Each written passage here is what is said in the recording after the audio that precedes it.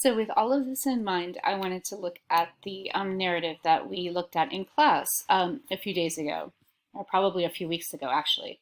So, remember this one? Lucy Chapman created it. She lives in Alabama. And importantly, this was archived in April of 2020. So, it's pretty early on. Excuse me, in the pandemic. And if you look at the chart for Alabama that we just looked at, then you can see that the COVID rate in Alabama at this time, at the end of March, was relatively low. And so it's important to realize that this narrative, this history, is being given at a time when the narrator probably feels like it is dissipating, like it is going away, like it's not going to last as long as it has lasted. And I think some of the tone of this narrative kind of fits with that. So a lot of you said that this was a restitution narrative because by the end, she feels like, you know, she finds forgiveness, she finds reconciliation, she sees that they will look differently, how fully we live, how selflessly we give, how deeply we appreciate, and how powerfully we love, right? Um, and some of us talked about how it might also be a quest narrative, right? So she actually changes based on her experience with COVID-19. Um, it is interesting to think about how almost forced this narrative feels, and it reminds me of Frank's point, and this is something that I would write about how we can't, as human beings, it's very hard for us to write a chaos narrative. So the very process of writing a narrative entails a beginning, a middle, and an end for us. And sometimes we look to make meaning. And so it's really interesting. And this is where I would go back and do some really important sort of unpacking of her word choices to see how she makes meaning out of this. First of all, as many of you commented on, she feels like she's almost not entitled to telling her story, and I think that's really important. Um, because telling her story, although my story is not meant to be the same as my neighbor's, and although she's not a healthcare worker, she's not on the front lines, her story matters, right? And I think that she realizes that, but like a lot of you said in class, she seems to be somewhat apologetic about that. Um, and that's definitely something. I am called to be at home. That is my story. Um, Clearly, she's not going out through the same amount of distress as someone who is facing this virus directly, but she does write about distress, and her story does need to be told. And so I think she tackles that directly in the narrative. You guys aren't going to get this so much when you're like listening to an oral interview. Um, I mean, this person actually published her story on a digital archive, and so it's going to feel a little bit different. But in this case, I think there's sort of a lot of being apologetic, about telling her story. In terms of external circumstances, in many ways, this person is very privileged, right? She lives in a stable home. She has two parents, a sister. Clearly, we don't see any sort of language here about her having to work a job to go to school. Um, she's really involved with her sorority and her Young Life organization. So we don't have a lot of the external factors that we saw when we looked at sort of LGBTQ and gender differences. I mean, she is a woman, but in this case, because she's 19 and she is in a stable environment and she doesn't have children to take care of or work life responsibilities to balance. We don't know if she's in a relationship and how this pandemic might have affected her relationship. We don't get this from this short story, but this is definitely something that information that you guys would have gotten from your Qualtrics survey. So what I'm left with is her religious view of the situation, right?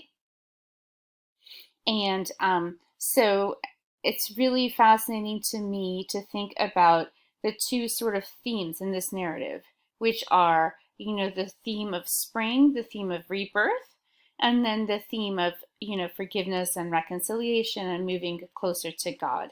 So one of the things I find really fascinating is how she sort of wants to or is having a spiritual rebirth, and she expresses this through my neighborhood trees are blooming with the air of spring and the sun shines most days. And then later she writes, and note that I'm not summarizing her story here, I'm just writing about the things in her story that I would write about were I to do a blog posting, right? Later she writes about let me go scroll down here, because she gets back to the spring later on, sort of at the end. I think this is no coincidence. I mean, she says it straight out that this global change, meaning that people are communicating better, is happening during the spring, a time of newness and change and transformation. I mean, this is clearly not written in November, right before the presidential election, right? There are new paintings and new songs and new relationships. There's much needed introspection and reflection. There is forgiveness and reconciliation, and she connects that with the neighborhood trees blooming and days on which the sun is shining. And so it's really interesting how she sees the weather and the blossoming of the trees as paralleling this spiritual rebirth. And this is in many ways a story about spirituality, which is why I went and looked at the Young Life lecture, because I think she mentions Young Life, and in order to understand her spirituality, I think it's really important to think about like the cultural place that she's coming from, right? So she talks about her porch as a sacred space. When she gets back from spring break and realizes that she's going to have to be quarantined, she has shock, denial, emotional outbursts, and anger. So clearly she is going through grief, right? Loss, a loss of expectations. And most importantly for her, the anger keeps her from praying, right?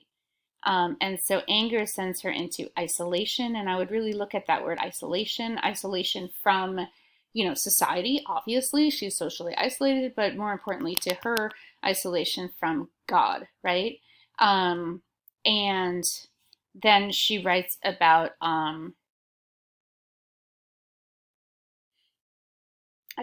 my panic turned into isolation yet again, using that word again. And so I might think, as a listener or as someone practicing narrative humility, I might think about, she's clearly repeating that word over and over again. That clearly is important to her story, right? She wrestled with the ideals of body image, productivity, and we hadn't discussed this yet in class, but I would be really interested in thinking through what she means by toxic positivity. Yeah, but she finds sweetness, again, this nature thing in the sound of birds and blessings. Think about sort of the spiritual language here and the peacefulness of a long walk. She logs into prayer meetings with people from her campus ministry every morning, right? And again, earlier she had mentioned Young Life, so we can get a sense of what that means. And so clearly here she's sort of praying again. And she writes at the end about forgiveness and reconciliation, which again is very religiously tinged language. So the coming of the spring, again, you can think about Easter and what Easter symbolizes in Christian religions, because that is the holiday that is happening at the beginning of April when she's writing this narrative, right? The idea of rebirth, of resurrection. And we see this in her language about forgiveness and reconciliation. And it's a very hopeful narrative. Perhaps this is forced hopefulness. Perhaps in some ways this is a